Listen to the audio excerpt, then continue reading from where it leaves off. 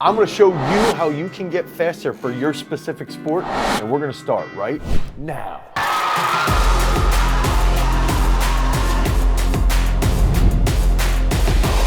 So when we talk about speed and being fast, this brings up a lot of different questions. A lot of coaches will say, oh, you got to be fast, but they don't really define what that even is. And I think for starters, I like to think about chaos coordination, but also riding off of chaos coordination, a high rate of chaos coordination. So that means that if we are going to be recruiting muscle groups, so think about all of our muscles in our body firing as quickly as possible, that's going to lead to things being done and executed at higher speeds. And in turn, that sort of differentiates between, let's say, doing a single leg shot for wrestling or juking as a running back inside of holes, inside and avoiding defenders, versus that fast individual or that fast idea that we have based on running on a track. And so running on a track, we know that speed's gonna be the start, the drive phase, and acceleration, and then the maximal mechanics. We know those three phases, but we don't really break that down when we're talking about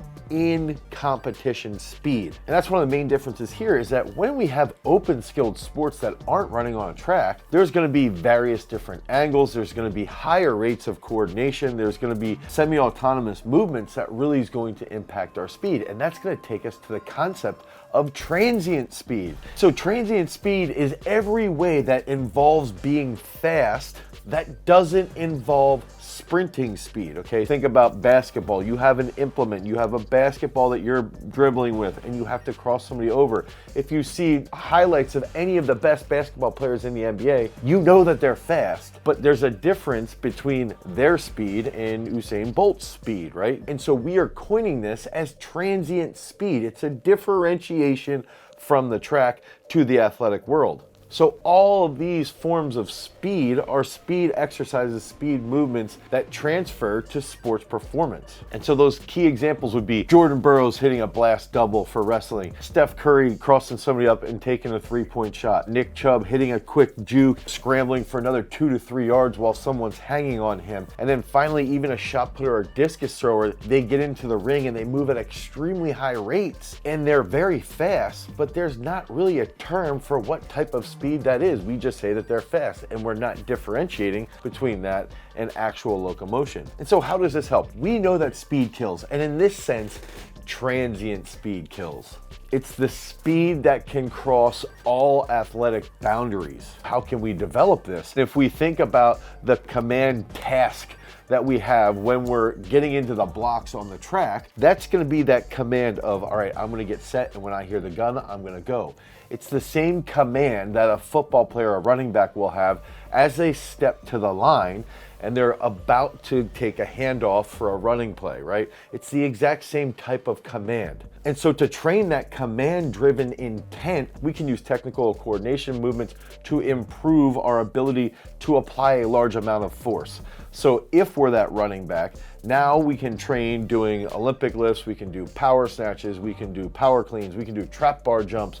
These are all movements that will improve our ability to react to that command intent system of training, okay? And that's what we need to focus on initially. And then after we train those technical coordination movements, now we want to get into the feed forward loop system. So now we're going to start to focus on movements that are going to be a little bit more reflexive. Go back to our athletic strength video where we went into central pattern generators and what central pattern generators mean for performance. And now we can see these reflexive series that we can create for athletes after we do that technical coordination work. If we need to do some absolute strength work, depending upon the sport, then we start to break down different steps or different sequences that are very popular within sports.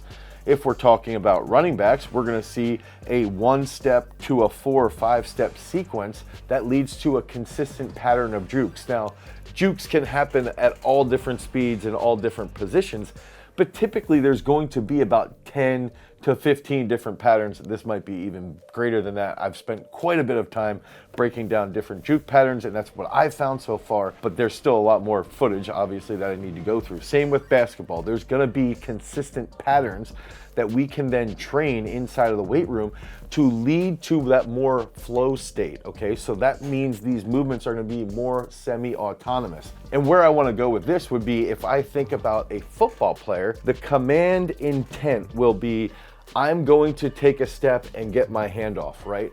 But if I'm running a play, I know where the holes are going to develop based off of the offensive scheme that we're running, based off of the defensive scheme that we're playing if we're in the NFL. So now we can understand where those cutback lanes are gonna be, and we train that over and over and over again on the field, and that leads to those semi-autonomous movements based off of CPGs, based off of central pattern generators.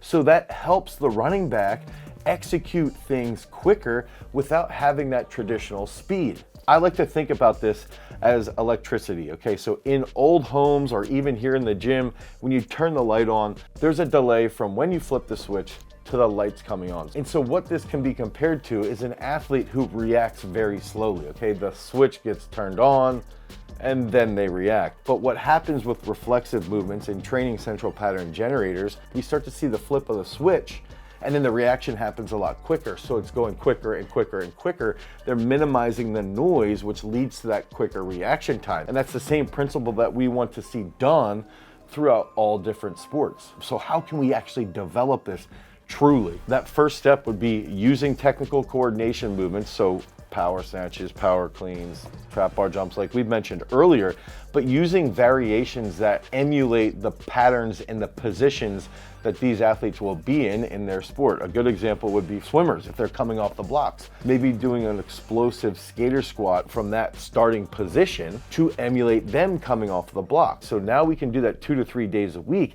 and even use cues or even use auditory commands to enhance their command-driven task. They're about to power clean something, we can clap, and they pull as quickly as possible. They want to react as quickly as possible. That's training the command aspect of the neural drive. If we have athletes who are a little bit slower, we can also train with absolute strength movements and contrast methods, okay? So we'll do back squat, a front squat, a single leg squat, rest 2 to 3 minutes, and then go train a specific type of plyometric movement that's going to help bridge the gap, that's going to help that slower athlete, the athlete whose nervous system is not as intelligent.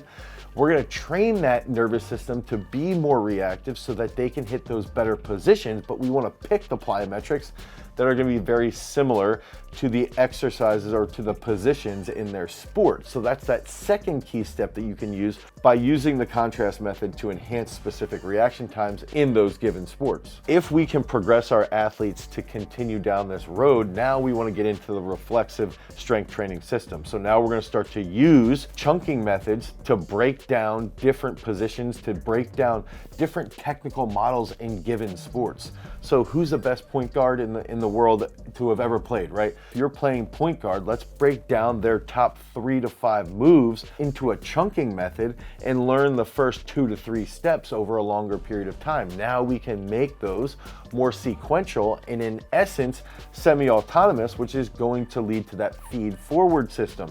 This might be something that you see done with a weighted Euro step, anything like that. Now you're taking that and you're training it in the weight room while expecting it to have that rapid carryover on the court. And then finally, we should be training plyometric series unilaterally and bilaterally at least once a week. Typically, I like to use standard bilateral plyometrics like stair jumps or hurdle hops.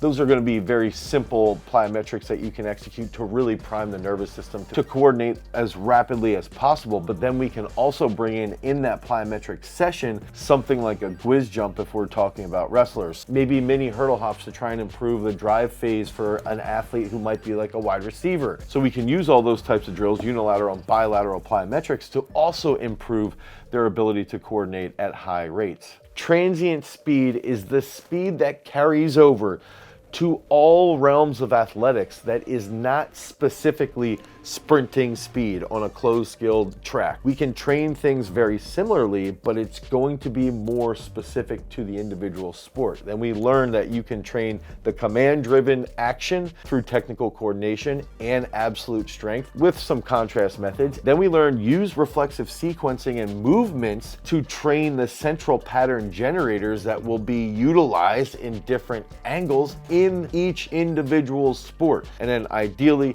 pair this with different types of plyometrics so we can develop a program with technical coordination, absolute strength, and reflexive strength work to really enhance that transient speed. And if you're struggling with transient speed, you feel a little bit slow, and you want more information on how you can become a champion, click on the link down below, head over to garagestrength.com. You can pick up our How to Get Faster speed-based program or the Sports Performance Bible to help you have greater understanding of overall performance. And remember, freaks, if you're gonna be the best version of yourself that you can be, you've always gotta cultivate your power. Peace.